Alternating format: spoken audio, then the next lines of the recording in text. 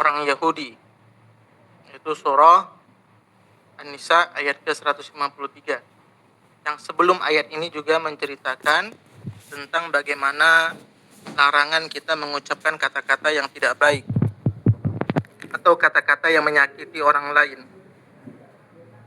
Maka apalagi yang dilakukan itu adalah orang-orang yang memberikan pengaruh di tengah-tengah masyarakat.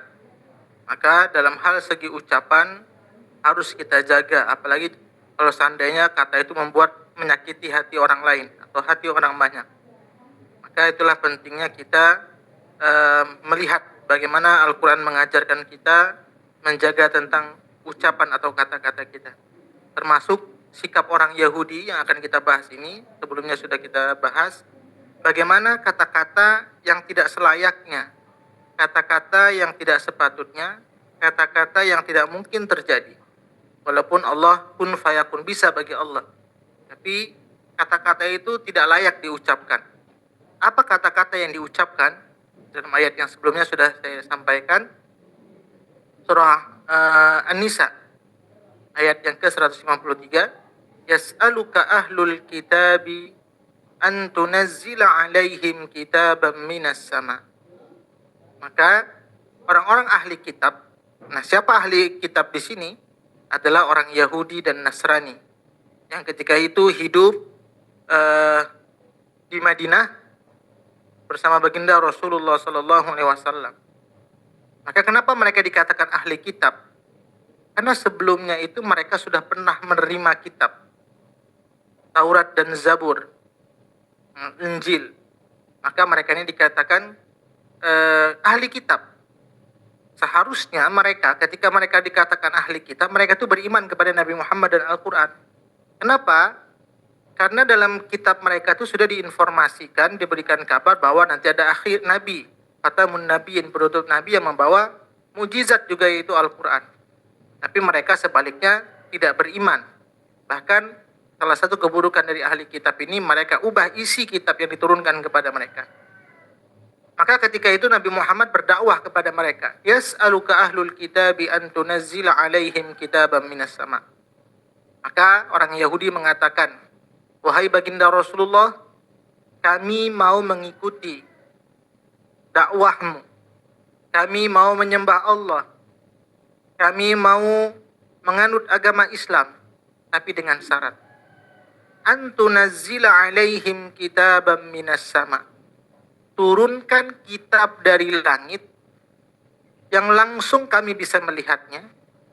Kemudian dalam kitab tersebut dijelaskan bahwa tujuan kitab ini diberikan untuk kami. Kira-kira zaman Nabi Musa dulu, orang Yahudi ini ke zaman Nabi Musa, Nasrani Nabi Isa.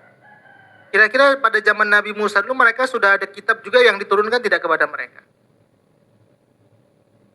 Sudah ada Taurat. Tapi apa yang terjadi? Sedikit pun mereka juga tidak beriman kepada Allah Subhanahu wa taala. Bahkan ketika orang Yahudi ini meminta kepada Nabi Muhammad, wahai Nabi Muhammad, kami akan mau mengikuti dakwahmu kalau Allah menurunkan kitabnya langsung di depan kami dari langit dan di hadapan kami, dan jelas dalam isi kitab itu diperuntukkan untuk kami. Lantas Rasulullah bersedih. Ya, Rasulullah itu ingin seluruh manusia ini beriman kepada Allah Subhanahu wa taala. Sedih baginda Rasulullah. Ini gimana caranya agar betul-betul orang Yahudi ini betul-betul mengikut agama Islam, menyembah Allah Subhanahu wa taala. Lantas di samping kesedihan baginda Rasulullah, lanjutan ayatnya, wahai Nabi Muhammad, jangan engkau bersedih. Memang begitulah karakternya orang Yahudi. Kenapa? Karena pada zaman Nabi Musa, faqad sa'alu Musa akbar min dzalik faqalu arinallaha jahratan fa akhadhathumus sa'iqatu bi zulmihim. Bahkan pada zaman Nabi Musa, mereka itu meminta yang lebih parah lagi, meminta sesuatu yang menurut ucapan itulah yang tidak pantas, suatu perbuatan yang zalim. Apa yang mereka minta kepada Nabi Musa? Wahai Nabi Musa, kami mau mengikuti dakwahmu kami mau mengikuti menyembah Allah Subhanahu wa taala, tapi dengan syarat perlihatkan Allah di hadapan kami. Allah nggak bisa dilihat tuh ya. Kira-kira mana yang lebih parah ucapannya atau yang lebih berat ucapannya? Kalau dengan Nabi Muhammad, dia mengucapkan tunjukkan turunkan kitab di depan kami. Sedangkan pada zaman Nabi Musa mereka mengucapkan perlihatkan Allah di depan kami. Lantas dengan ucapan yang perbuatan zalim tersebut yang di luar dari ketentuan, maka mereka diazab oleh Allah dengan disambar petir. Tapi apa yang terjadi ketika itu? Ketika disambar petir, mereka dihidupkan kembali. Lantas ketika itu mereka bertobat.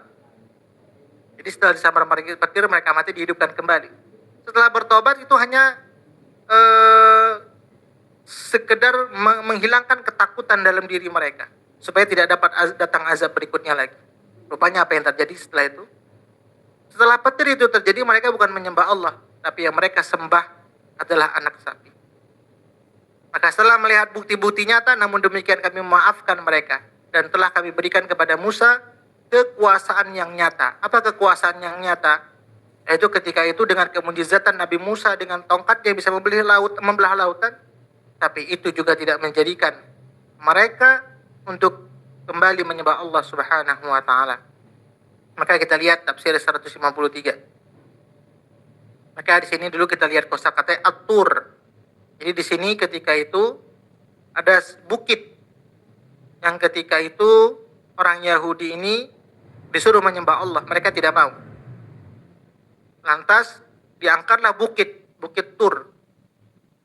Setelah itu baru mereka mau. Maka ada surah Tur. Yang maksud di surah Tur ada Gunung Sinai. Maka dikeluarkan ada surah At-Tur, bukit. Maksud bukit itu adalah Gunung Sinai. Maka yang dimaksud di sini adalah Gunung Sinai, tempat Nabi Musa menerima wahyu dari Allah. Jadi kalau Nabi Musa itu di yang itunya terkenalnya adalah bukit Gunung Sinai. Kalau Nabi Isa Baitul Maqdis Palestina. Nabi Muhammad adalah Makkah Al-Mukarramah. Ini tempat-tempat. Diangkatnya Gunung Sinai ke atas kepala mereka seperti akan jatuh menimpa mereka. Dalam rangka mengingatkan perjanjian mereka untuk masuk ke pintu gerbang Baitul Maqdis dan tidak melanggar larangan menangkap ikan pada hari Sabtu. Ini juga sebelumnya saya sampaikan dalam surah Al-Baqarah dulu kita bahas. Faqulna lahum kunu qiradatan khasi'in. Mereka tuh diberikan hari spesial untuk ibadah. Jangan materi dunia saja yang dikejar. Mereka dijadikan oleh Allah dipilih hari Sabtu untuk ibadah kepada Allah. Tapi pada hari Sabtu juga mereka tetap mencari ikan. Sehingga apa yang terjadi? Kunu qiradatan khasi'in. Dalam Quran ada yang mengatakan dikutuk jadi kera. Ada sebagian lain bukan dikutuk, sifatnya seperti kera rakus. Ini sudah ada pandangan ulama. Yaitu Yahudi sudah berjanji akan menempati perjanjian tersebut, tetapi nyatanya mereka melanggarnya. Gunung Sinai adalah tempat bersejarah bagi Nabi Musa, seperti Baitul Maqdis bagi Nabi Isa, dan Mekah Al-Mukarramah Nabi Muhammad. Bagian disebutkan dalam surah At-Tin ayat 1-3 yang kemudian menjelaskan tentang manusia sebagai makhluk yang mulia dan diciptakan dalam bentuk sebaik-baiknya. Tetapi jika tidak beriman dan beramal soleh, maka akan ditempatkan pada tempat serendah-rendahnya, yaitu neraka. Sebuah surah dalam Al-Quran yang surah ke-52 juga bernama At-Tur, yang dimulai dengan sebuah qasam atau sumpah yang artinya demi gunung. Yang dimaksud Gunung Sinai adalah Gunung Sinai yang ketika itu ingin ditimpakan kepada orang-orang Yahudi yang tidak mau menyembah Allah Subhanahu wa taala. Tapi dengan gunung itu diberikan ke atas kepala, lantas mereka mau bersujud. Cara sujudnya pun berbeda. Jadi kepala ke bawah, matanya lihat ke atas. Makanya cara ibadah mereka itu tunduk atas. Karena ketika itu mereka takut ditimpa betul-betul oleh gunung tersebut. Bahkan ketika memasuki, ini salah satu keburukan orang-orang Yahudi itu, mereka tuh suka mengubah-ubah kata-kata. Contoh kemarin saya sampaikan tentang Assalamualaikum. Mereka mengucapkan Assalamualaikum. Nah, jadi maknanya berubah, kecelakaan atas mereka. Harusnya kan Assalamualaikum, keselamatan untuk mereka. Kemudian ketika masuk Baitul Maqdis, nah ini kita bisa lihat dalam ayat ke Al-Baqarah 58. Surah Al-Baqarah ayat ke-58. Kan ini orang Yahudi ketika itu disuruh masuk ke Baitul Maqdis. Kita bisa lihat dalam surah Al-Baqarah ayat ke-58. Wa idh qulna dukhulu hadhil qaryata fakulu minha haitsu syi'tum ragadan wadkhulul baba sujjada wa qulu hittatun. Ini harus kita garis, hittatun naghfir lakum khatayakum wa sanazidul muhsinin.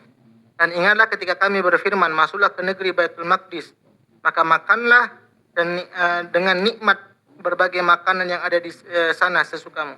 Dan masukilah pintu gerbang sambil membungkuk dan katakanlah, bebaskanlah kami dari dosa-dosa. Niscaya kami akan ampuni kesalahan-kesalahanmu dan kami akan menambah karunia bagi orang-orang yang berbuat baik.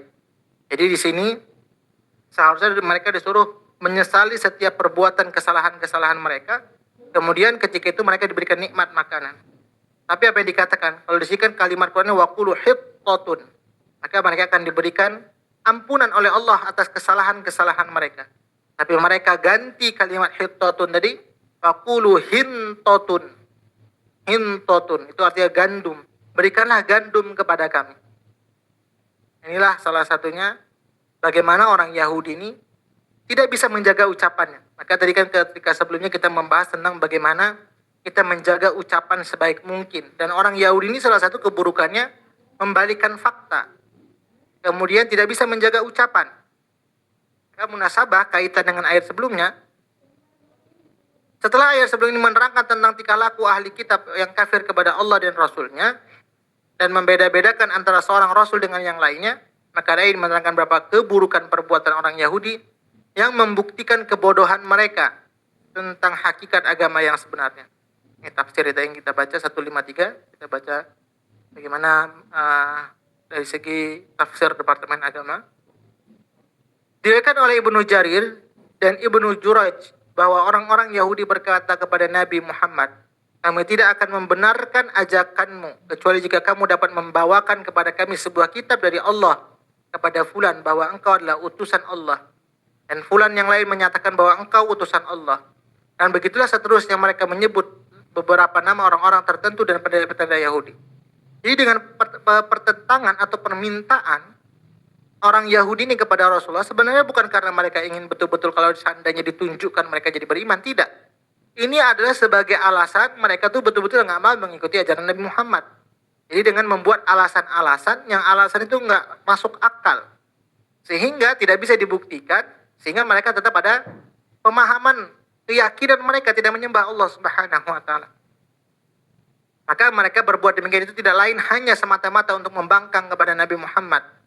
Orang-orang Yahudi meminta kepada Nabi Muhammad supaya diturunkan kepada mereka kitab dari langit yang menyebutkan bahwa Nabi Muhammad adalah Rasulullah. Dalam menghadapi persoalan ini, Allah menyuruh Nabi Muhammad untuk bersabar. Nah, tadi Nabi Muhammad itu punya keinginan seluruh manusia ini kalau bisa menyembah Allah. Akhirnya beliau sedih, akhirnya dikatakan jangan kaget. Karena orang-orang Yahudi pernah meminta kepada Nabi Musa yang lebih besar dari itu. Mereka meminta kepada Musa supaya diperlihatkan Allah kepada mereka dengan nyata. Permintaan yang seperti menunjukkan kebodohan.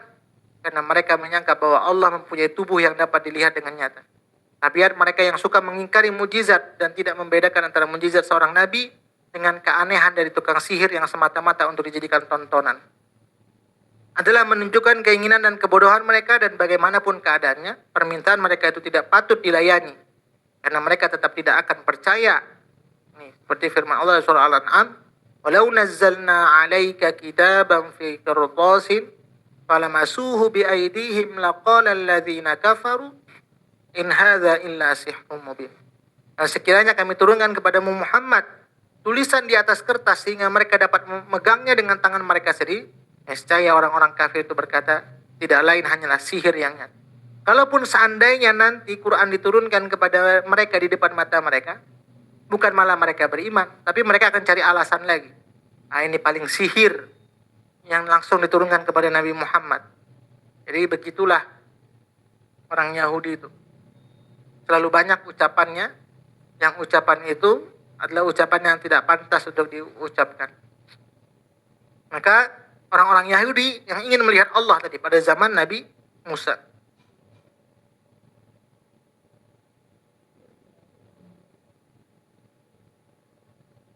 Nah, karena mereka pada zaman Nabi Musa permintaannya sangat lancang, maka apa yang terjadi? Mereka itu disambar petir sampai mati akibat permintaannya yang lancang itu. Kemudian mereka dihidupkan kembali. Harusnya setelah hidup itu mereka kan menyembah Allah. Tapi apa yang mereka lakukan? Setelah mereka dihidupkan kembali, malah mereka membentuk anak sapi yang mereka itu kemudian langsung disembahnya. Sementara mereka berlaku hati-hati agar tidak terperosok dalam suatu kesalahan yang berakibat bencana besar. Tapi mereka membuat berhala bentuk anak sapi yang mereka sembah bersama-sama. Padahal sudah datang kepada mereka bukti-bukti yang nyata. Seperti dari tongkat Nabi Musa yang membelah lautan. Ini suatu mujizat. Jika tongkat itu dipukulkan pada batu, maka batu itu memancarkan air sebagai sumber air minum. Banyak lagi mujizat yang membuktikan keesaan Allah. Tapi apa juga tidak menjadikan mereka itu mau menyembah Allah Subhanahu wa taala. Allah masih juga memberi ampun kepada mereka tatkala mereka bertobat dengan sungguh-sungguh.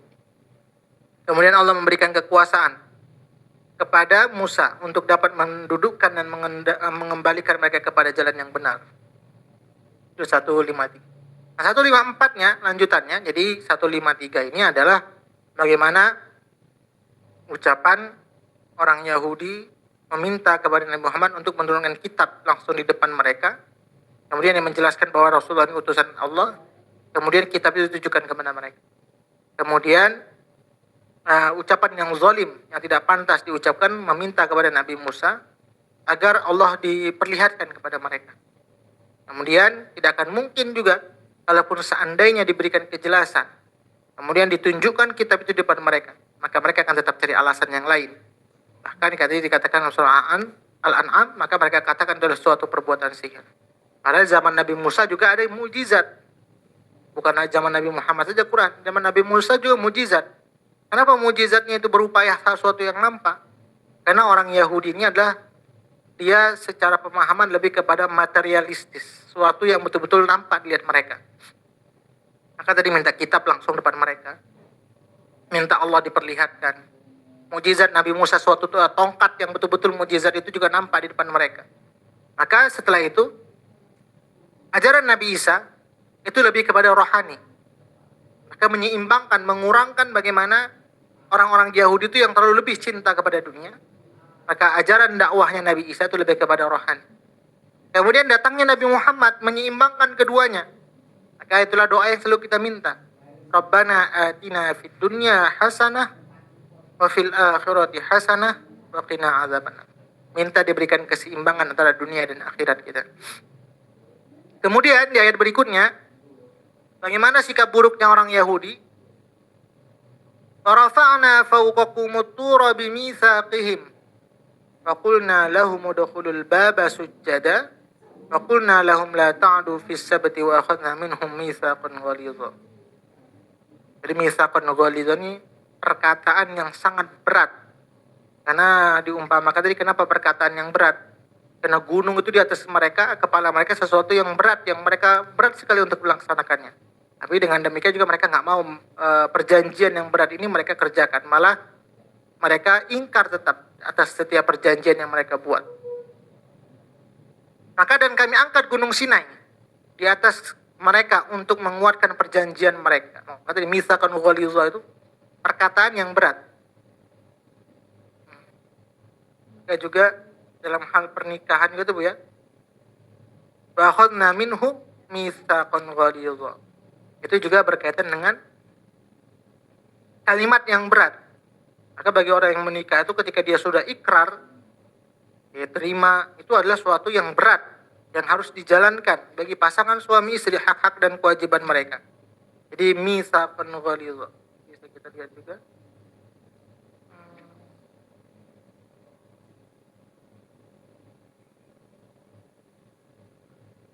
Ya.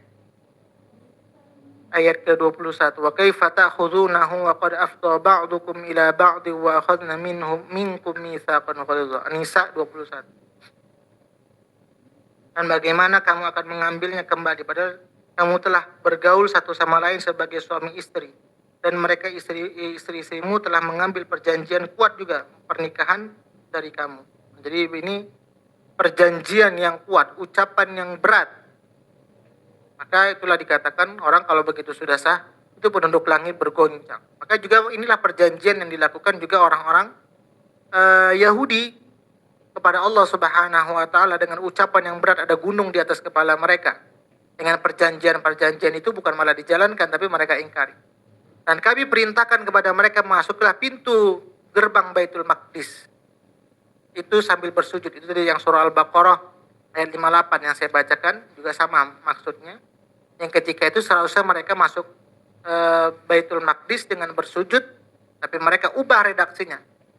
Hintotun. Seharusnya ampunan tapi hintotun.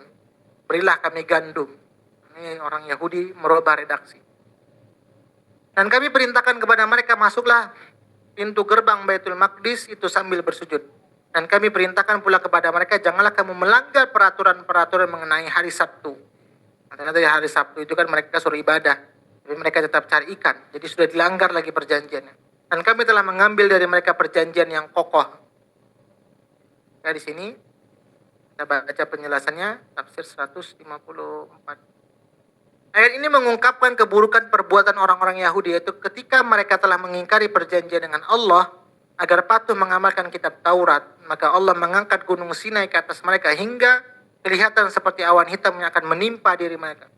Semula mereka enggan menerima perjanjian itu dengan sepenuh hati. Kemudian Allah memerintahkan pula kepada mereka untuk memasuki pintu gerbang Baitul Maqdis sambil menundukkan kepala dan merendahkan diri sebagai rasa syukur atas nikmat pemberian Allah, serta memohonkan ampun atas segala kesalahan mereka pada masa yang lampau. Kemudian Allah memerintahkan pula kepada mereka supaya jangan melanggar peraturan mengenai hari Sabtu, seperti larangan menangkap ikan dan sebagainya.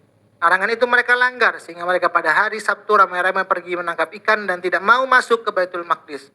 Akibat perbuatan buruk mereka itu, Allah menurunkan siksaan kepada mereka seperti dalam firman-Nya. Nah, ini dari Al-Baqarah 65. Walaqad alimtumul ladzina atadaw minkum bis-sabti faqulna lahum kunu qiradatan khasiin. Dan sungguh telah kami mengetahui orang-orang yang melakukan pelanggaran di hari Sabtu.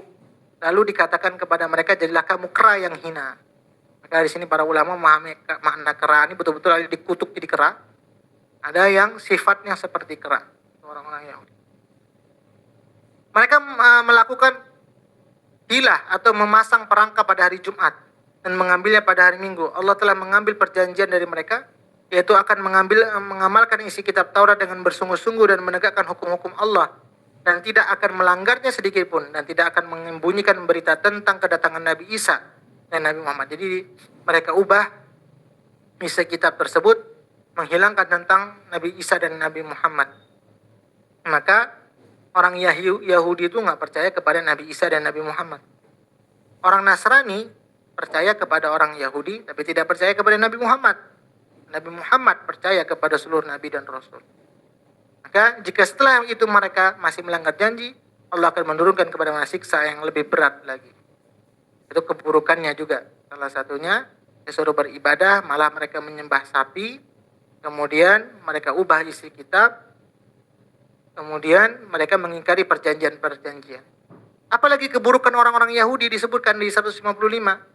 فَبِمَا نَقْضِهِمْ مِيثَاقَهُمْ وَكُفْرِهِمْ بِآيَاتِ اللَّهِ وَقَتْلِهِمُ الْأَنْبِيَاءَ بِغَيْرِ حَقٍّ وَقَوْلِهِمْ قُلُوبُنَا غُلُفٌ بَلْ طَبَعَ اللَّهُ عَلَيْهَا بِكُفْرِهِمْ وَلَا يُؤْمِنُونَ إِلَّا قَلِيلًا. Maka kami hukum mereka disebabkan mereka melanggar perjanjian itu dengan kekafiran mereka terhadap keterangan-keterangan Allah, dan mereka telah membunuh nabi-nabi. Ini salah satu keburukan orang Yahudi itu, mereka itu membunuh nabi-nabi.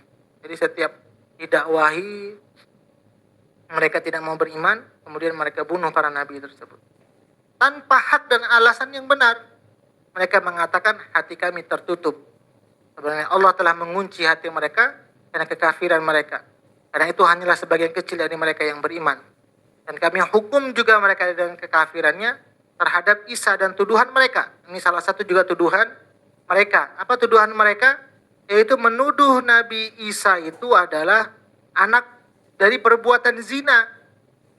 Wa bi kufrihim wa qaulihim ala Maryam buhtanan azima. Ini juga lagi salah satu keburukan. Jadi sikap-sikap buruk atau ucapan orang-orang Yahudi ini yang tidak bisa menjaga lisannya. Maka dikatakan, dan kami hukum juga karena ucapan mereka, sesungguhnya kami telah membunuh Al-Masih, Isa putra Maryam, Rasul Allah. Nah, ini ayat 1:5. Dan kami hukum juga karena kekafiran mereka terhadap Isa dan tuduhan mereka yang sangat keji terhadap Maryam, bahwa Maryam itu berbuat zina. Kemudian mereka juga menuduh bahwa mereka itu telah membunuh Nabi Isa, putra Maryam. Padahal dikatakan dalam Quran, "Inni mutawaffika wa rafi'uka ilayya wa mutahhiruk." Nabi Isa itu diangkat ke langit, kemudian diganti dengan muridnya yang mirip dengan beliau, kemudian disalib. Kemudian ketika itu sudah disampaikan, malah sebenarnya mereka tuh orang-orang Yahudi ragu-ragu dengan pendapat yang mengatakan bahwa mereka telah membunuh Nabi Isa. Mereka sendiri saja sebenarnya ragu. Maka benar-benar tidak tahu siapa sebenarnya yang dibunuh itu, melainkan mengikuti prasangka belaka. Jadi mereka tidak yakin telah membunuhnya. Tetapi Allah telah mengangkat Isa kehadiran Allah dan maha perkasa, maha bijaksana. Tidak ada seorang pun di antara ahli kitab yang tidak beriman kepada Isa nanti menjelang ketika Dajjal sudah diturunkan, sudah mendekati kiamat, maka Nabi Isa turun ke muka bumi untuk meyakinkan bahwa apa yang dibawa Nabi Muhammad itu adalah risalah yang benar. Maka di sini di ayat berikutnya, tidak ada yang tidak mungkin bagi Allah. Bagaimana menciptakan manusia seperti Adam? Adam ketika diciptakan tidak ada ayah dan ibu. Hawa diciptakan dari unsur yang sama dengan Adam. Isa diciptakan tanpa ayah, sedangkan manusia yang lainnya diciptakan melalui ayah dan ibu. Tidak mungkin bagi Allah. Kun fayakun.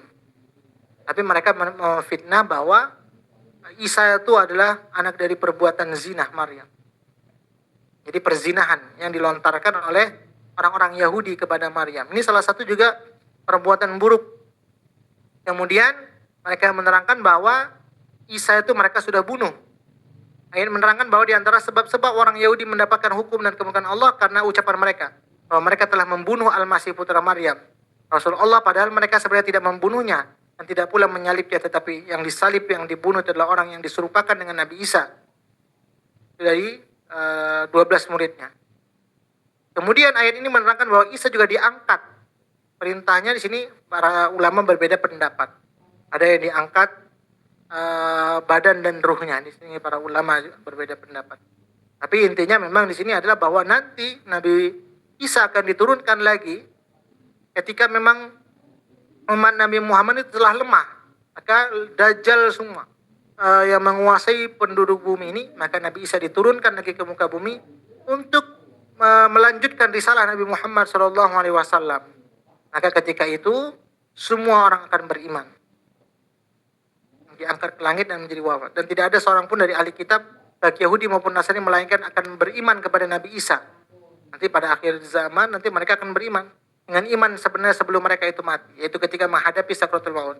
Orang-orang Yahudi akan beriman bahwa Nabi Isa itu adalah utusan dan ruh yang ditiupkan kepada Maryam dan sebagai makhluk ciptaan Allah. Orang-orang Nasrani pun akan beriman kepada Nabi Isa adalah hamba Allah dan kalimahnya, bukan Allah dan bukan pula anak Allah. Keimanan mereka saat demikian itu tidak berguna lagi, disebabkan dinyatakan setelah ruh mereka sampai di tenggorokan, setelah mereka melihat tanda-tanda di alam akhirat, tercantum dalam firman-Nya, yauma ya'ti ba'du ayati rabbika la yanfa'u nafsan imanuha lam takun amanat min qabl aw kasabat fi imaniha khairan. Jadi ketika mereka sudah beriman, keimanan mereka sudah tidak dianggap lagi. Jadi adapun sebagian ulama menafsirkan ini demikian, tidak ada seorang pun dari ahli kitab melainkan akan beriman kepada Nabi Isa dengan iman yang sebenarnya sebelum Nabi Isa wafat. Beliau akan diturunkan lagi ke dunia dari langit pada akhir zaman untuk memperbaiki nasib umat Islam setelah dirusak oleh Dajjal. Berdasarkan hadis riwayat Al-Bukhari dan Muslim dan lainnya, Nabi Isa akan turun ke dunia pada akhir zaman. Beliau akan memecahkan salib, lambang umat Nasrani, dan memusnahkan babi dan dari segala kekejian. Setelah itu dunia akan mengalami kesuburan, keamanan, kesejahteraan yang adil dan merata. Ketika itu ahli kitab dan orang Yahudi Nasrani akan beriman semuanya kepada Nabi Isa sebelum wafat. Dan setelah wafat beliau dimakamkan di samping makam Nabi Muhammad di Madinah. Turunnya beliau ke dunia ini adalah untuk menegakkan syariat Muhammad sehingga Nabi Muhammad tetap menjadi saksi atas keimanan atau kekafiran ahli kitab. Seperti dijelaskan dalam kitabnya, fakaifa idza ji'na min kulli ummatin bisyahidin wajibna bika syahidan ala haula. Dan bagaimana keadaan orang-orang kafir nanti jika kami mendatangkan seorang saksi Rasul dari setiap umat dan kami mendatangkan engkau Muhammad sebagai saksi atas mereka. Maka kesimpulannya bahwa kezaliman ahli kitab sangat memuncak. Hal ini terbukti bagaimana? meminta kepada Nabi Muhammad agar diturunkan kitab di depan mereka. Pada mana saat Nabi Musa ingin melihat Allah. Kemudian mereka itu menyembah patung sapi. Kemudian Allah menyuruh Nabi Muhammad berlaku sabar terhadap perlakuan ahli kitab. Kemudian Allah menghukum ahli kitab dengan kezaliman, dengan serangan petir. Kemudian Allah memberikan mujizat kepada Nabi Musa berupa tanda-tanda kenabian, tapi mereka tidak mau beriman juga. Kemudian mereka itu melanggar perjanjian yang seharusnya mereka pada hari Sabtu itu untuk beribadah, tapi mereka tidak mau. Kemudian ahli kitab ini juga memfitnah Maryam bahwa Nabi Isa itu adalah perbuatan dari anak zina. Kemudian Allah mengunci hati mereka sehingga mereka sulit menerima kebenaran atas perbuatan zalim mereka. Kemudian mereka mengatakan telah membunuh Nabi Isa, padahal yang dibunuh itu bukan Nabi Isa. Kemudian keraguan-keraguan tentang orang Yahudi itu tersendiri, apakah benar yang dibunuh itu Nabi Isa. Jadi mereka sebenarnya masih ragu. Kemudian Allah mengangkat tubuh dan roh Nabi Isa ke langit ketika akan ditiup oleh Yudas dan kawan-kawannya. Ahli kitab akan beriman semuanya kepada Nabi Isa sebagai hamba Allah dan utusannya ketika mereka menghadapi sakaratul maut. Hanya imannya tidak diterima karena sudah terlambat, jadi nggak diterima lagi. Nabi-nabi akan menjadi saksi atas umat-umatnya pada hari kiamat. Silakan sampai sini ada pertanyaan, Ibu? Ini tentang bagaimana keburukan sikap-sikap orang Yahudi. Yang ketika itu mereka adalah ucapannya itu tidak bisa diterima. Ucapannya itu hanya sampai lisan saja. Pak Ustadz. Iya, Bu. Pak Ustadz, kan Allah itu memusnahkan kaum-kaum sebelum Nabi Muhammad yang sifatnya keterlaluan kayak kaum Sodom kayak gitu kan. Kenapa sih Yahudi nggak dimusnahin aja? Ya. Kenapa orang Yahudi tidak dimusnahkan? Bahasanya min ahlil kitab, dari sebagian. Jadi seluruh ahli kitab ini, Bu, tidak semuanya ingkar kepada Allah. Di antara mereka masih ada yang mau beriman. Maka sebagian dari mereka itu tetap masih ada yang beriman sesudahnya. Maka bahasa Quran itu tidak ahlil kitab, tapi min ahlil kitab, dari sebagian ahli kitab. Tapi dari sebagian ini lebih banyak mereka yang ingkar kepada Allah, tapi sebagian lain dari mereka ini banyak yang beriman sesudahnya. Maka kita lihat juga ayatnya, yas'aluka min ahlil kitab, tidak yas'aluka ahlil kitab. Kenapa tidak Allah musnahkan? Karena sebagian mereka itu masih ada yang percaya terhadap dakwahnya Nabi Musa.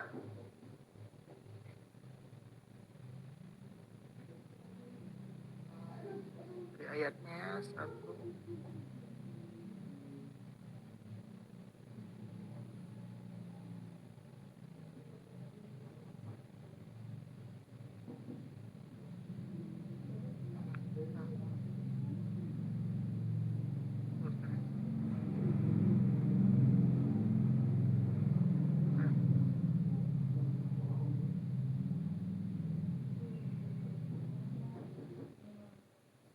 Benar.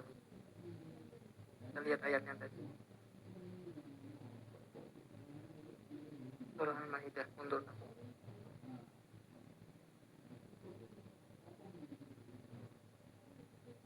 Jadi melihat kalimat redaksi dari Qur'annya, yas'aluka ahlul kitab min ahlil kitab wal mu'minun. Nah, itu bahasa-bahasanya intinya ketika dia mengucapkan ahli kitab, itu dia tidak langsung ahli kitab, min ahlil, dari sebagian ahli kitab. Maksud sebagian ini lebih banyak memang dari antara mereka itu yang tidak beriman. Jadi kita melihat dari redaksi ayat. Kenapa tidak dimusnahkan? Karena memang penjelasan dari Quran itu tidak ahli kitab, min ahli kitab, sebagian dari mereka. Seperti itu. Baik Ustaz. Ya. Tapi kan gregetan ya Ustaz, makin kesini kok yang sebagiannya itu makin powerful banget gitu loh. Ya. Ya, zaman sekarang kita lihat ya, ahli kitab ini kalau orang sekarang ya bisa dikatakan Bani Israel, orang Israel zaman sekarang. Kadang itu tadi ucapan mereka itu tidak bisa diterima. Tapi kalau nggak salah ahli kitab itu orang yang zaman-zaman dulu kan Ustaz, yang dipanggil ahli kitab, yang sekarang nggak ada kan Ustaz? Iya, sekarang sebenarnya udah nggak ada lagi ahli kitab, karena kitab mereka sudah nggak ada yang murni lagi. Iya. Kenapa mereka dikatakan ahli kitab? Karena dulunya mereka pernah menerima kitab. Yang dalam kitab mereka tuh sudah ada informasi, contoh orang Yahudi, Taurat. ada sudah informasi tentang Nabi Isa dan Nabi Muhammad, tapi mereka hilangkan. Padahal mereka sudah pernah menerima kitab seperti Injil. Mereka sudah dalam kitab Injil itu diteraskan dalam Quran, alladzina atainahumul kitaba ya'rifunahu kama ya'rifuna abna'ahum. Jadi kitab Injil itu kita bisa lihat Al-Baqarah 146. Para pemuka agama itu kalau begitu membaca tentang bagaimana informasi bahwa nanti akan ada nabi setelah Nabi Isa, informasinya itu sangat lengkap. Bahkan saking lengkapnya dikatakan 146. Kalau seandainya kami berikan kitab Taurat dan Injil tentang informasi mengenai Nabi Muhammad, sesungguhnya informasi Nabi Muhammad itu sangat lengkap seperti orang tua mengenali anaknya. Contoh kayak Bu Erni. Yang paling kenal betul kayak mana karakternya anaknya Bu Erni, ya Bu Erni. Kalau saya suruh jelaskan anaknya Bu Erni itu gimana, saya juga kurang paham. Karena saya kurang dekat berinteraksi. Tapi kalau orang tuanya sendiri suruh menjelaskan anak saya itu kayak gini, kalau jam sekian tuh gini kelakuannya, kalau makan sulit, atau anak saya rajin contohnya. Yang paling mengerti anak tersebut adalah orang tuanya. Maka informasi tentang Nabi Muhammad dalam Taurat dan Injil itu, kalau seandainya mereka yang membaca isi kitab tersebut, mereka itu seakan-akan lebih kenal Nabi Muhammad dibandingkan anak mereka. Karena saking lengkapnya informasi Nabi Muhammad. Tapi apa yang terjadi? Sudah di ayat sebelumnya, fawailul lilladzina yaktubuna alkitaba biaidihim, yang informasi tentang Nabi Muhammad Al-Baqarah 79 mereka ganti dengan tangan mereka. Kenapa dikhawatirkan nanti para pemuka-pemuka agama mereka kalau seandainya beriman kepada Nabi Muhammad mereka ditinggalkan. Itu jadi alasannya. Sehingga mereka dikatakan ahli kitab itu karena mereka pernah menerima kitab sebelum. Ya sekarang udah nggak ada lagi ahli kitab karena memang kitabnya udah nggak ada murni lagi, Bu. Makasih Ustaz. Ya, sama-sama. Ada lagi, Bu? Ustaz, saya mau nanya, Bu. yang kan kalau nggak salah kita boleh makan daging potongan dari ahli kitab ya Ustaz, yang dipotong oleh ahli kitab gitu. Cuman kalau seperti itu artinya kita udah nggak bisa. Udah nggak ada boleh lagi, nggak boleh Iya lagi. kan? Zaman Berarti dulu. iya itu sudah tidak berlaku untuk Sekarang sekarang. nih, sekarang udah nggak berlaku. Oke baik, itu aja Pak Ustaz. Iya, Makasih. Bu.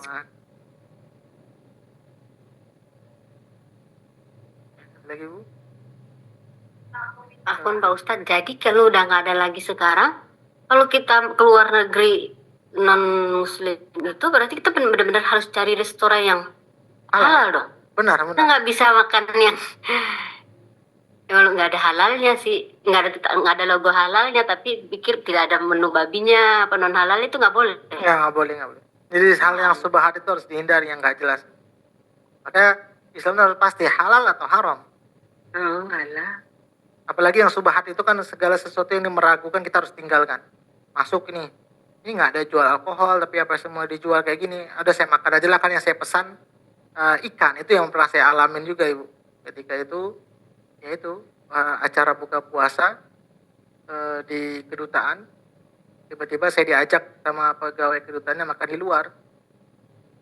Ayo Ustaz kita buka puasa di luar aja. Akhirnya ya itu waktu di tugas di Hong Kong waktu itu. Ya udah akhirnya masuk, saya bilang loh ini kok makanannya meragukan gitu. Ada yang jual ya alkohol apa makanan-makanan yang gak halal. Beliau beralasan cuma ya kita kan cuma pesan ikan. Ya saya akhirnya dari awal minum air putihnya pun gak juga, Bu. Karena kan ya tadi segala sesuatu yang kita makan harus kita perhatikan bagaimana sumbernya. Sumber itu apa? Uangnya untuk belinya. Contoh kita pun beli ayam pakai bismillah, tapi beli ayamnya itu pakai uang haram, maka ayam itu bisa jadi haram juga. Maka uang untuk belinya dari mana? Benda yang kita beli, contoh uangnya halal, tapi yang saya belikan babi, kan jadi nggak haram juga. Jadi haram juga nggak halal deh. Maka harus dilihat loh, sumbernya dari mana, yang kita makan itu apa. Kemudian penyajiannya juga, saya beli pakai uang halal. Yang saya beli ayam pakai bismillah, tapi piringnya untuk menyajikannya kualinya saya mencuri punya orang, maka juga makanan itu bisa jadi haram. Maka semua unsur itu harus kita jaga. Bukan sekedar saya sudah motong ayam pakai bismillah tapi uangnya baru nyuri, maka itu nggak jadi halal juga. Jadi tolak ukurnya banyak yang harus kita lihat seperti itu. Ya, ada lagi Bu pertanyaan? Bahkan dulu ini ada Bu Usi, mungkin saya pernah cerita waktu di rumah Bu Leta waktu itu mau buat restoran ya Bu ya, bahwa bahkan katanya sampai pel-pelnya pun kalau Malaysia mengeluarkan restoran halal itu sampai dicek juga Bu ya, bagaimana pelnya ada produk halalnya atau enggak, semua dicek sampai itu yang saya dengar waktu itu, saking beratnya kalau di Malaysia katanya mengeluarkan izin halal ya Bu. Jadi ya itu tadi, ini halal itu bukan sekedar makanannya saja, sampai hal-hal yang unsur-unsur lain pun harus dicek secara detail. Seperti itu Bu Halimah. Pak Ustadz, Assalamualaikum. Assalamualaikum warahmatullahi wabarakatuh. Ya. Iya, kalau tentang halal haram itu memang kalau kita sudah belajar ya Pak Ustadz, sampai kue yang bukan dibuat orang Muslim pun, walaupun itu halal ya katanya gitu, macam beli kue basah, ya kan, itu nggak ada cop halalnya. Yang jual orang Cina, yang buat orang Cina, kok Cina nyebutnya itu kan, maksudnya non Muslim ya Pak Ustadz, maksudnya. Tapi kan kita tahu yang jual orang Cina dia bukan Muslim gitu. Nah itu kejadiannya pun pernah mertua saya kasih anak saya kue. Ini hanya kue basah dia bilang gitu kan. Jadi saya bilang dari mana? Kawan saya yang kasih kan, mama mertua kan orang Cina, pembantunya orang Indonesia. Saya nggak mau terima itu Pak Ustadz. Oh jangan, saya bilang ini akan halal gitu. Dan saya nggak mau menjelaskan. Tentu kalau dijelaskan nggak nyambung ya Pak Ustadz. Saya bilang oh nggak boleh gitu. Makin panjang nanti jadi ceritanya gitu. Betul, jadi gaduh. Jadi saya bilang nggak maaf emang nggak boleh. Kalau bukan beli dari yang tempat halal ataupun orang Melayu Muslim, saya nggak kasih gitu. Terus mertua nggak suka gitu kan. Nah, saya pun jelaskan panjang lebar sama suami juga lah, di belakang itu ya Pak, bukan di depan suami, nanti takut gaduh. Jadi permasalahannya memang berat ya, apalagi kami kawin campur ya Pak Ustadz. Apalagi, makanya anak saya itu Pak Ustadz, nggak saya izinkan kalau keluar tanpa saya. Maksudnya gini, neneknya pingin bawa nenek yang bukan Muslim ya, yang nenek yang di sini. Sama suami saya bilang selagi tidak ikut saya, jangan bawa anak. Saya bilang gitu. Kenapa sih? Kok nggak percaya sih kami yang bawa? Kan ada ayahnya, gitu, ada bapaknya. Nggak, jangan. Saya kan nggak mau menjelaskan banyak kali ya Pak Ustadz. Kadang suami saya ini pun selalu miscommunication, seakan-akan saya nggak suka mertua. Karena saya bilang, apapun ceritanya yang namanya kita aman non-muslim, kamu saya bilangkan ke suami, karena suami itu orangnya penurut ya, tipenya baik penurut. Jadi saya meragukan itu, bukan dia nggak baik, meragukan penurutnya itu, dia penyegan sama maknya sendiri, nggak tegas. Jadi saya bilang, kalau nggak ada saya jangan bawa anak saya, gitu loh. Jadi mak mertua saya nggak suka saya gitu. Jadi sampai kue pun saya larang Pak Ustadz gitu, karena meragukannya itu kata Pak Ustadz, cuci piringnya punya sabun cuci piring ya. Itu kan ya belum tentu kayak kita sebelum pakai itu betul-betul dicuci bersih, benar-benar bersih sampai hilang bau, hilang apa segala macam. Saya sendiri Pak Ustadz, tempat mertua itu penyuci piring itu saya bawa sendiri Pak Ustadz, sampai seribet itu saya. Untuk cuci piring itu saya beli sendiri. Setiap udah dipakai ya kan ada yang spon itu ya Pak Ustadz, saya sediakan di rumah mertua itu, saya stok. Setiap saya datang itu saya ganti baru. Mertua saya bilang selalu boros. Lu orang boros. Kemudian sampai kalau suruh masak itu apa yang di kulkas dia, saya sama sekali tidak mau. Gitu. Sampai seribet itu saya gitu. Maksudnya disitulah saya setelah belajar itu Allah menjaga gitu loh Pak Ustadz. Jadi kalau sampai kita ada seperti ada dibenci atau dianggap banget kok gini banget ya, karena menjaga itu nggak segampangnya ya Pak Ustadz gitu. Jadi makanya sampai kue pun halal, katanya halal ya, bahannya halal apa yang buat orang Indonesia, tapi dia kerja sama orang Cina. Karena saya pun ketemu dengan orang yang kerja Cina itu, sampai dia suruh bersihkan babi apa ya, itu sudah termasuk dia punya sabut cuci piringnya pun dapat dikatakan sudah nggak halal lagi gitu. Sampai sebegitunya detail kita harus berpikirnya Pak Ustadz gitu. Jadi memang nggak gampang, apalagi sampai di restoran yang tadi kata Pak Ustadz yang sudah ada alkohol itu sudah betul-betul kita harus ban ya Pak Ustadz.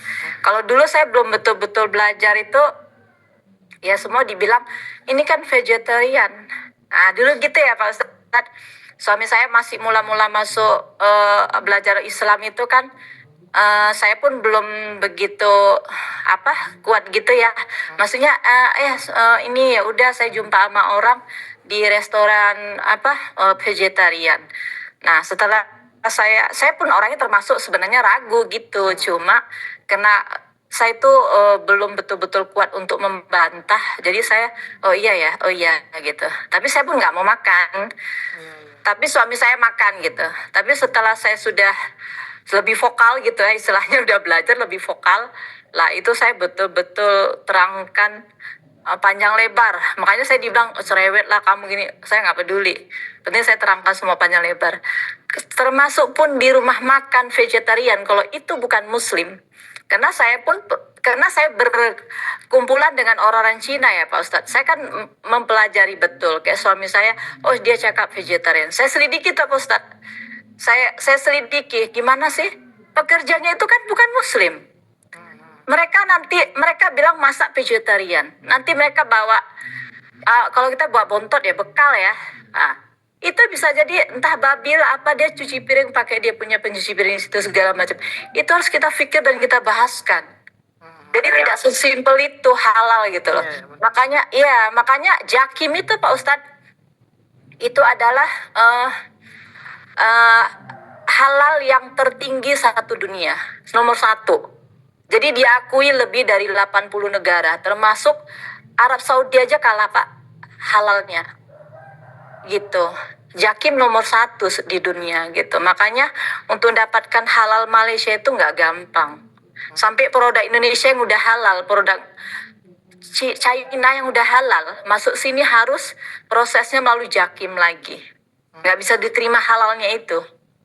Termasuk Singapura pun punya halal masih kalah dengan Malaysia. Jakim punya halal. Sampai sebegitunya ya Pak Ustadz. Makanya ya alhamdulillah bersyukur juga gitu. Tinggal di negara yang dapat dikatakan jelas gitu untuk insya Allah ya Pak. Ya saya hanya nambahkan itu ya Pak Ustaz. Maksudnya bukan mau nambah ceramah, maksudnya sampai sebegitunya pengalaman saya ribet Pak Ustadz kalau kita berurusan dengan yang yang abu-abu gitu loh. Langsung aja kita cut, tidak. Walaupun kita dimusuhi, kita dibenci, dibilang kita cerewet, kita dibilang kamu kok begitu banget. Di belakang nanti saya berjelaskan. Terutama sama suami saya. Kalau anak saya ajari dari sekarang. Karena kan mau nggak mau dia Pak, karena keluarganya banyak non muslim yang di pihak suami, saya harus kuatkan dari kecil gitu. Itu saya maksudnya mau sharing aja Pak Ustadz. Maaf Pak Ustadz, makasih banyak.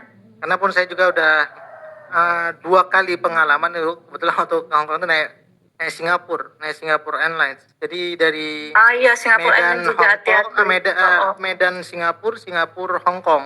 Jadi pengalaman saya pertama naik pesawat yang itu dulu biasa terbang dari KL pakai Malaysia Airlines. Jadi saya agak tapi kalau kemarin Singapura pertama sekali saya juga yang di depan saya sebagian ada orang Indonesia pakai semua. Tapi saya coba nggak tahu, perasaan saya nggak nyaman. Saya tanya sama pramugarinya, ini apa ini? Rupanya itu katanya nasi pakai babi.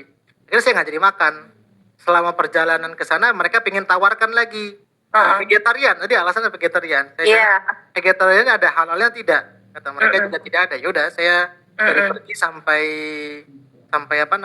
di sana ya akhirnya nggak makan juga. Kemarin juga saya memastikan. Yang terakhir kata mereka nggak halal juga. Akhirnya mereka punya mie seperti pop mie kalau Indonesia yang mie kemasan, tapi produk Thailand. Nah, ada halal Thailand. Oke, saya bilang kalau ada masalah. Jadi memang kalau nggak diri kita yang menjaganya, siapa lagi gitu. Iya betul Pak Ustadz, kita memang harus tegas terhadap diri kita sehingga bisa menjaga anggota keluarga kita, terutama keluarga inti ya Pak Ustadz. Iya, seperti Singapura Island pun pernah kejadian gitu. Pokoknya perjalanan luar negeri kan mau nggak mau ambil paket makan. Itu Pak Ustadz, memang benar dia menjual yang babi juga. Jadi saya pikir kalau menjual babi berarti dia dari orang yang apa sih kayak cateringnya itu mungkin sama ya, kita Iya. seperti itu Karena ya saya Pak tanya berpikirnya. ayamnya juga nggak ada legalitas halalnya. Karena dia kan ada babi, ada ayam. Akhirnya saya tanya Iya. ayam juga nih halal. Mereka juga nggak bisa pastikan. Iya, suami saya masih dulu berpikir, ya kan ini udahlah kamu jangan begitu banget. Sampai NSK, NSK ya di sini supermarket. Saya bilang ini ayamnya ada logo halal nggak? Loh, kalau NSK itu bagian corner itu memang dia semuanya halal.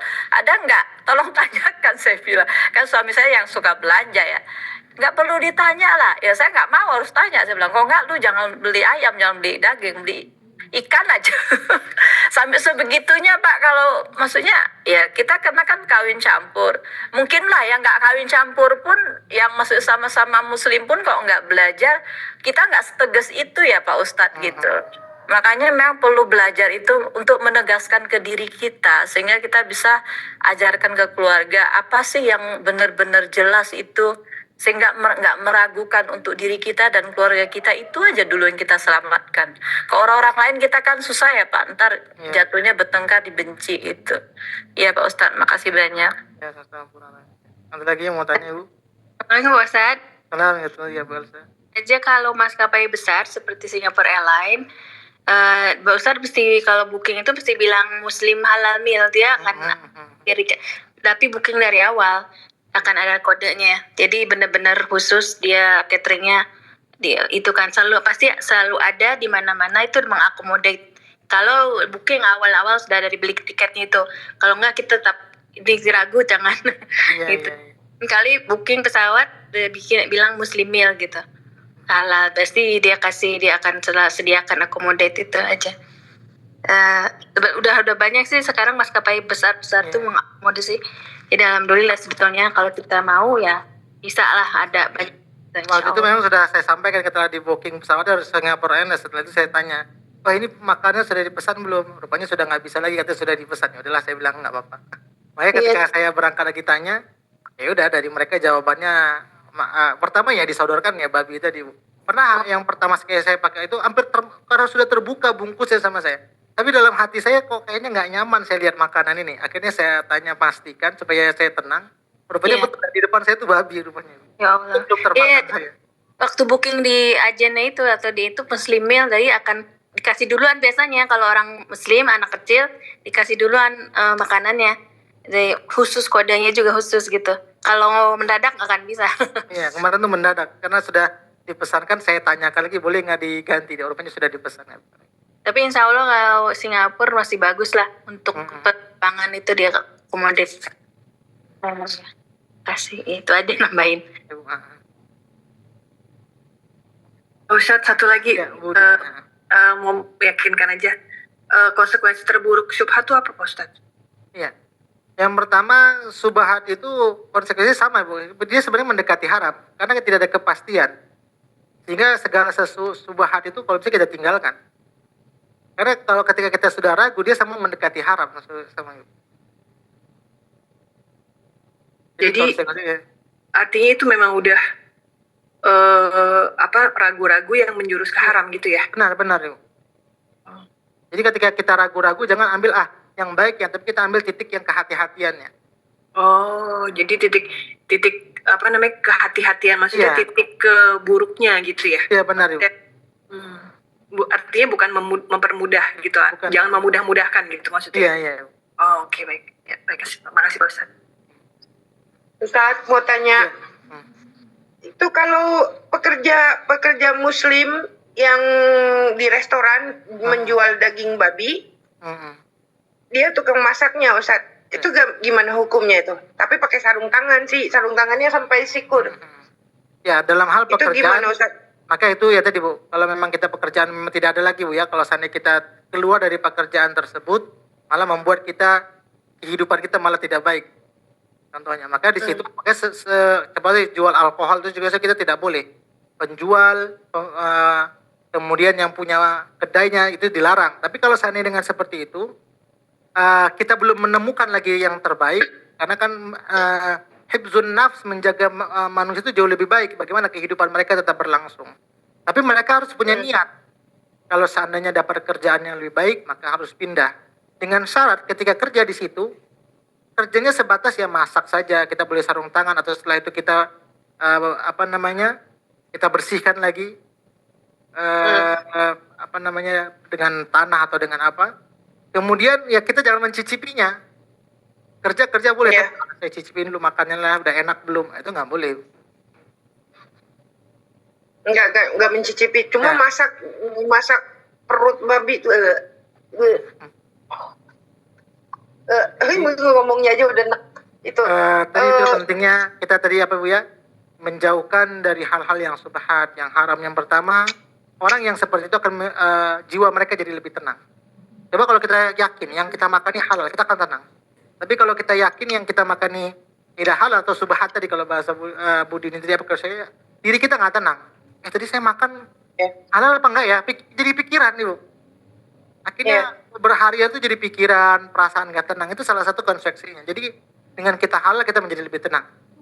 Terus itu kita tidak terjatuh kepada hal-hal yang kalau tiba-tiba haram, nggak jatuh kepada perkara yang haram.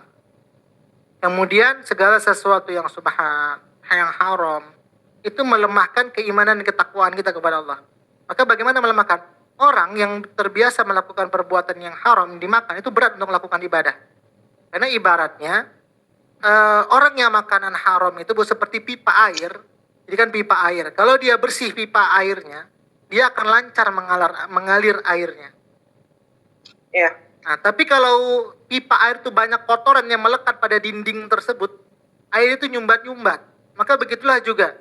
Kenapa kita sulit untuk ketaatan? Karena tubuh kita ini banyak yang haramnya, jadi berat untuk bergerak. Jadi itu salah satunya juga. Maka kalau kita lihat bagaimana kehidupan para ulama dulu Bu, ketika orang tuanya memberikan makanan yang halal kepada keluarga dan anak-anaknya, anaknya itu jadi orang yang soleh dan solehah. Anak itu jadi ulama besar rata-rata. Kemudian orang yang selalu menjaga dari hal yang subhat maupun haram, rizkinya Allah berikan rizki yang berkah dan keberkahan rizki dan keberkahan amal mereka.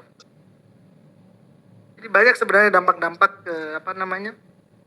keutamaan dari kita menjaga dari hal-hal yang subhat dan menjauhkan dari yang haram dari diri kita. Ustadz, maaf, Ustadz lagi. Kalau di Bali kan banyak sesajen tuh buah-buahan masih segar. Itu untuk dewanya. Terus kan mubazir gitu dikasih, habis itu suka ada yang ngasih. Itu boleh dimakan nggak Pak? Iya, kita nggak boleh makan Boleh. sesuatu sesembahan yang sudah disembahkan kepada berhala. Walaupun buah ya. Iya. Tapi mubazir. Dikejar setannya Bu Elsa. Oh, benar, bukan bohong-bohongan. Itu dikejar setannya yang itu kalau kita makan makanan mereka walaupun dikasih. Oh, jadi ini juga kejadian nih Pak Ustadz. Karena kan suami saya kan suka buat sesembahan gitu. Di luarnya kan ada nggak tahu itu apa nama tempat dia sembahyang. Nah, dulu ya mula-mula kita baru nikah itu ya saya kan dia begitu udah disembahin dikasih sama anak-anaknya gitu. Jadi kan saya kan belum berani tegas ya dulu. Tapi saya nggak mau, langsung nggak mau ya. Suami saya makan. Tapi Jawabannya begitu- Al-Maidah ayat 3. Tapi sekarang langsung nggak boleh. Iya. Al-Maidah ayat ketiga ya Bu. Ya. Tapi kalau di Bali dimakan makanannya atau buahnya, yang saya tahu sih kata ponakan saya yang tinggal di sana, jangan dimakan, nanti diikutin setannya dia itu untuk setan ya. Jadi walaupun dikasih gitu, jangan dimakan. Ya, segala sesuatu yang dipersembahkan untuk selain Allah, maka kita haram makannya. Al-Maidah ayat ketiga. Diharamkan bagi kamu memakan atau menyembelih. Contoh kan nih, ada sebagian orang yang sesajen itu dari hewan ya. Kan mubazir, contoh lembu kah, kambing kah, atau ayam kah. Kemudian kita makan daripada mubazir. Maka itu nggak boleh. Oh, alhamdulillah udah dapat ayatnya Pak Ustadz. Alhamdulillah. Sebelumnya itu saya hanya ngelarang aja, nggak boleh saya bilang. Jadi saya kenapa nggak boleh mubazir? Nggak boleh. Pokoknya jangan saya bilang nggak boleh. Saya nggak tahu menjelaskan Pak Ustadz. Pokoknya saya marah aja gitu. Oh itu Al-Maidah ayat ketiga. ayat ketiga. Oh kasih banyak Pak Ustadz. Pas banget ada begini. Jadi kan itu apalagi di dipersembahkan untuk selain Allah, perbuatan syirik ya Bu ya. Seperti itu Bu Elsa tadi ya. Ya Pak Ustadz, membazir ya itu orang-orang tuh ya. Ya sebenarnya tadi kalau kita mikir mubazir ya mubazir, tapi dalam Islam segala sesuatu yang persembahan untuk selain Allah, baik makanan maupun hewan, maka dilarang kita untuk memakan. Iya walaupun bukan babi ya, walaupun buah gitu Ya, masih. ada orang yang mungkin babi sebagian ya Bu ya, agama-agama yang lain tuh ya. Iya. Tapi kalau itu kalau misalnya kalau terpaksa nih ya kelaparan gitu, boleh dimakan nggak? Nah, kalau darurat, kalau segala sesuatu yang darurat itu hukum berubah. Berubah ya. Contoh kita dari hutan, kalau darurat kita nyawa yang akan hilang ya babi pun jadi halal, tapi kita nggak boleh sampai kenyang. Kalau Iya. kalau dia sudah masuk konteks darurat itu lain lagi pembahasannya. Baik Ustadz. Ya. Pak Ustadz sama dengan beristinja kan Pak Ustadz? Maksudnya kalau lagi di hutan nggak ada apa gitu, pakai daun pun bisa gitu ya Boleh, katanya. boleh. Itu masuk konteksnya Kecuali darurat. ada air. Ya darurat kan Pak Ustadz ya? Iya, iya, iya. Oh gitu. Jadi kalau darurat itu bahkan hukum-hukum yang haram pun bisa jadi halal. Kalau udah konteksnya darurat ya Bu ya. Jadi Islam tuh tetap Ustadz, tidak maaf. memberatkan. Iya Bu, Bu Erni. maaf Pak Ustadz, tadi yang berhubungan dengan yang di Bali itu Ustadz, boleh nggak kalau jadi gini Ustadz, gimana ya ceritanya? Saya ada rumah di sana. Nah pekerjanya itu orang Bali. Nah si orang Balinya itu dia bilang ini upacaranya dia, keagamaannya dia ada bunga di pojok atau di mana bunga, tapi dia yang buat gitu loh Ustadz. Katanya untuk keselamatan dia lah, untuk keselamatan rumah lah apa. Itu boleh nggak saya bilang jangan di situ? Itu gimana Ustadz? Ya, yang pertama ini di rumahnya Bu Erni. Rumah saya, Ya, tapi yang kalau di tukang rumahnya Bu Erni bersih-bersihnya berarti kan ada orang- haknya Bu Erni untuk melarangnya. Kecuali tadi punya dia, kemudian kita ngelarangnya. Kalau di rumah kita punya hak untuk melarangnya itu. Karena ini saya yang punya, kamu hanya kerja, ya saya tidak mau. Kalau seandainya kamu mau ibadah, ya ibadah saja. Tapi ya dari hal keyakinan saya tidak boleh rumah saya diapakan. Tapi kalaupun seandainya mungkin dia tetap mau melakukan, ya kita jangan percaya terhadap apa ritual ibadah yang dia kerjakan. Ya buat gitu menurut dia ada kebaikan, keberkahan, tapi menurut kita ya mintanya ke Allah. Dari segi ketauhidan kita tetap sesuai dengan keyakinan kita. Tapi sebaiknya jangan kalau ditanya. Tapi kalau saya melarang dia ibadah di rumah itu boleh nggak Ustaz? Ya kalau dia melarang ibadah, ya kalau seandainya merasa Bu Erni tidak nyaman rumahnya dibuat seperti itu, ya boleh-boleh saja Ibu. Oh, kalau saya persilahkan nggak apa-apa dia ibadah, tapi bunganya taruh di luar aja, jangan di dalam rumah. Boleh nggak Boleh Ustaz? saja Bu. Tapi kan sebenarnya dengan prinsip seseorang manusia Bu ya, tidak ingin dalam rumah tersebut ada beberapa Tuhan. Mungkin yang non muslimun ketika kita sholat di rumah mereka itu sebenarnya mereka juga kurang nyaman. Karena mereka saya punya Tuhan, dia juga punya Tuhan. Kita pun sebenarnya seperti itu juga. Ketika kita punya rasa Allah, ada orang yang mungkin itu, ya kita pun nggak nyaman. Tapi selagi memang itu memang harus terpaksa dilakukan, ya keyakinan kita lakum dinukum waliyadin. Kamu punya keyakinan agama, saya juga punya keyakinan agama. Tauhid kita yang harus kita jaga. Jadi kita juga nggak jangan membiarkan gitu Ustaz. Walaupun kita tidak mengimani gitu loh, jangan membiarkan itu terjadi di lingkungan kita gitu ya Ustaz. Benar. Sebisa mungkin. Oh, mudah-mudahan sih nggak jatuhnya ke musyrik ke sayanya ya Ustaz, karena Ya saya kalau membiarkan. Bu Erni tetap ya sama seperti mungkin ada orang Cina yang pekerjaannya Islam, ada orang Islam yang pekerjaannya tadi seperti non Muslim. Ya, itu sudah konsekuensi bermuamalah itu. Jadi melarang itu juga tidak menyalahi muamalahnya ya Ustaz. Selagi kita tidak meyakini kepercayaan dia, insya Allah itu tidak masalah. Tapi sebisa mungkin ya kalau kita ingin lebih aman, lebih tenang, ya jangan ibadahnya di situ. Oke, sebenarnya sih mungkin bukan ibadahnya, tapi dia ngeletak bunga-bunga dengan rupanya itu loh Ustaz, yang saya sendiri kok jadi takut masuk rumah sendiri gitu. Itu sebenarnya masuk dari sebagian ibadahnya dia kan Ustaz, kepercayaannya dia. Oh, oke. Baik Ustaz, terima kasih. Ya, sama-sama. Pak Ustadz jadi nanya nih tentang hal yang berbau seperti itu. Ketepatan ada saudara, mereka sama-sama muslim suami istri, tapi suaminya punya keyakinan yang kayak buat sesajen gitu loh Pak Ustadz. Mm-mm. Nah itu kalau ya kita sih pernah sih nyinggung kasih masukan nama istrinya karena suami yang buat. Itu suami buat kayak gitu dilarang aja atau buang aja gitu atau gimana kamu komunikasinya, itu kan syirik, kita kan muslim gitu. Nah jadi si istrinya nggak berani, itu gimana Pak Ustadz di rumah orang yang membuat sajen? Ya, kalau kita bertamu ya nggak masalah saja, Bu. Tinggal ya tadi penduduk rumahnya. Yang pertama tadi istrinya nggak berani. Memang ya tadi kita juga ketika bermuamalah atau ketika bersilaturahim, pemahaman orang terhadap Islam itu berbeda-beda. Ada yang masih terbawa tradisi daerah, tradisi suku. Maka ya tugas kita berdakwah secara pelan-pelan kalau memang itu tidak benar.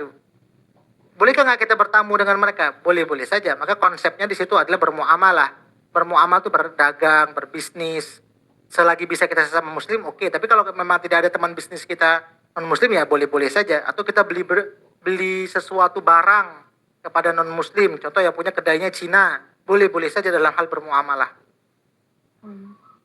Jadi kalau kita maksudnya sebagai sesama muslim kan mengingatkan gitu Pak Ustadz. Tapi kalau dia nggak mengubah keadaannya itu, ya kita pun nggak bisa memaksakan untuk gitu, takut gaduh ya Pak Ustadz. Iya, dan yang penting kita sudah menyampaikan semampu kita.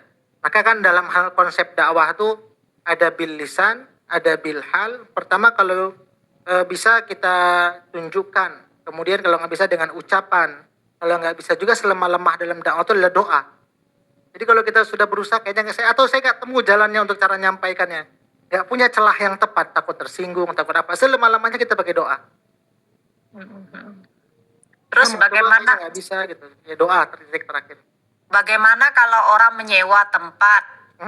Ternyata dan yang sama-sama yang punya orang muslim itu ruko ya Pak Ustadz, dulu kita pernah menyewa untuk buat usaha gitu. Jadi kita nggak tahu itu dia gantungkan apa di sudut-sudut dia punya ruko itu ya kan. Waktu itu kita untuk biar terang kita cat gitu ya. Jadi yang ngecat itu bilang, nanya ke saya, Bu ini apa Bu, dibuang boleh nggak tahu itu apa, buang aja gitu. Ternyata yang punya rumah, yang punya ruko itu datang kan, dicat ya, iya, wah bersih bagus gitu kan. Ya kita kan udah permisi sebelumnya. Itu yang gantungan di atas itu mana, dia bilang. Kenapa ya? Aduh itu jangan kalian buang ya. Ya saya takut gaduh ya Pak Ustadz. Jadi saya bilang, saya nggak tahu. Saya bilang, padahal saya waktu itu yang perintahkan buang aja. Saya pun nggak tahu itu apa. Wah itu untuk jaga ruko ini supaya aman-aman aja. Itu ngambilnya dari tanah kuburan loh. Gitu Pak Ustadz. Itu kadang kepercayaan kita ada sebagian ya orang itu ya, kadang yang merantau, yang kerja ada pakai pegangan supaya nggak diganggu di negara orang atau di tempat kita merantau. Atau ada orang Islam mungkin kalau sekarang ini rumah-rumah makan atau usaha yang ditulis ada baca-bacaan yang ditempel dengan tujuan pelaris, itu kan nggak boleh. Jadi ya seperti itu nggak boleh. Ya, maksudnya kalau kita buang pun nggak sengaja tak tahu itu fungsinya apa. Terakhir ketahuan yang punya rumah terbuang itu, maksudnya sebelumnya itu kan kita nggak tahu ya Pak, sebelum kita cat ya. Itu nggak berdampak ke kita ya. Maksudnya kan bukan kita yang buat, yang punya rumah itu. Ya, sebelum kita cat kita belum buang, tapi setelah kita cat kita buang. Jadi sebelum kita buang tuh kita kan nggak memperhatikan. Itu nggak apa-apa ya Pak? Ya, nggak apa-apa ya. Iya Pak Ustadz, makasih banyak. Ibu, mungkin ini masih ada beberapa yang masih belum baca. Insya Allah nanti kita lanjutkan lagi di hari Senin. Mudah-mudahan tadi tentang bagaimana kehidupan orang Yahudi dan Nasrani, bagaimana mereka itu dalam segi kehidupan banyak sekali melanggar aturan Allah Subhanahu wa taala. Kemudian dari hal ucapan mereka yang terkadang di luar dari ketentuan. Suruh Allah itu melihatkan wujudnya. Kemudian Nabi Muhammad dipaksa nurunkan kitab Quran di depan mereka. Jadi dalam kehidupan kita ini juga segala sesuatu yang nggak mungkin kita berdoa semoga kiamat, kan nggak mungkin. Atau semoga apa, maka kita harus bisa menjaga lisan kita yang sesuai dengan ketentuan Allah Subhanahu wa taala. Atau paling tidak jaga lisan kita jangan menyakiti orang lain. Semoga yang sedikit ini bisa manfaat untuk kita semuanya. Kita tutup dengan doa. A'udzu billahi minasyaitonir rajim. Bismillahirrahmanirrahim. Alhamdulillahi rabbil alamin. Hamdan yuwafi ni'amahu wa yukafi'u mazidah.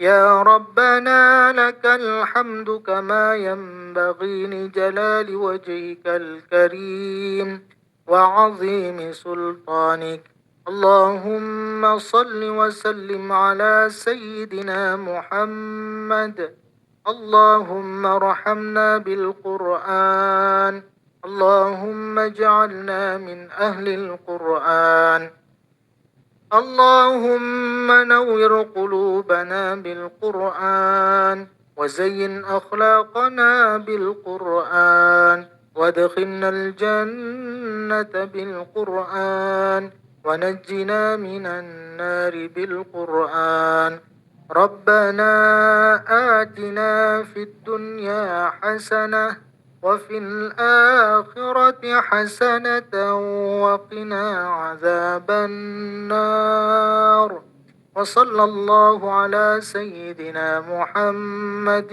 وعلى آله وصحبه وسلم سبحان ربك رب العزة عما يصفون وسلام على المرسلين والحمد لله رب العالمين. Alhamdulillah Ibu semuanya, ini saja dapat saya sampaikan, lebih kurang mohon maaf. Dipersilahkan kepada Bu Dina. Assalamualaikum warahmatullahi wabarakatuh. Saya sudah Pak Ustadz. Sudah Ibu ya? Ya, makasih Pak Ustadz. Jazakallah Ya, khair. sama-sama Bu Azra kalau gitu. Bu Azra. Ya, Assalamualaikum Ustaz. Nah, warahmatullahi wabarakatuh. Okey. Muka surat 20.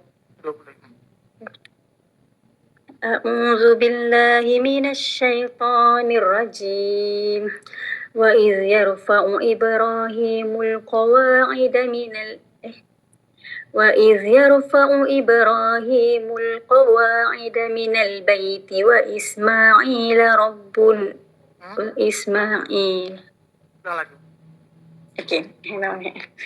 وإذ يرفع إبراهيم القواعد من البيت وإسماعيل ربنا تقبل منا إنك أنت السميع العليم ربنا واجعلنا مسلمين لك ومن ذريتنا أمة مسلمة لك وأرنا مناسكنا وتب علينا إنك أنت التواب الرحيم ربنا وابعث فيهم رسولا منهم يتلو عليهم آياتك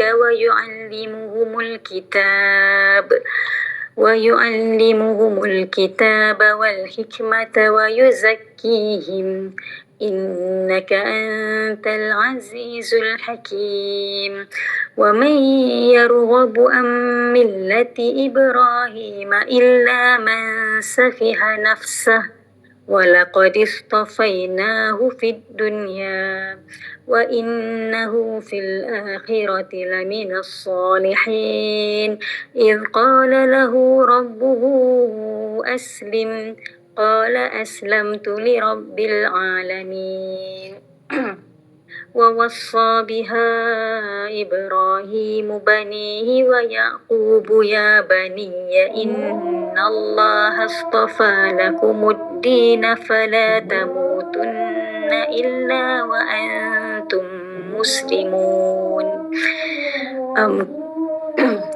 أم كنتم شهداء إذ حضر يعقوب الموت إذ قال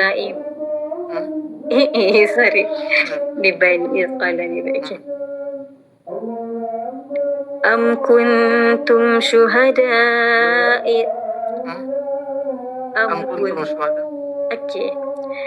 أم كنتم شهداء إذ حضر يعقوب الموت إذ قال لبنيه ما تعبدون من بعدي قالوا نعبد إلهك وإلهك قالوا نعبد إلهك وإله آبائك إبراهيم وإسماعيل. Okay. قالوا نعبد إلهك وإله آبائك إبراهيم وإسماعيل وإسحاق إلها واحدا ونحن له مسلمون تلك أمة قد خلت لها ما كسبت ولكم ما كسبتم ولا تسألون عما كانوا يعملون. Sadaqallahul azim. Terima kasih Ustaz. Berikutnya Bu Diana. Assalamualaikum warahmatullahi wabarakatuh Ustaz. Assalamualaikum. A'udzu billahi minasyaitonir rajim. Bismillahirrahmanirrahim. Alladzina kafaru wa saddu an sabilillahi adalla a'malahum والذين آمنوا وعملوا الصالحات وآمنوا بما نزل على محمد وهو الحق من ربهم كفر عنهم سيئاتهم وأصلح بالهم ذلك بأن الذين كفروا اتبعوا الباطل وأن الذين آمنوا اتبعوا الحق من ربهم كذلك يضرب الله للناس أمثالهم فإذا لقيتم الذين كفروا فضرب الرقاب حتى إذا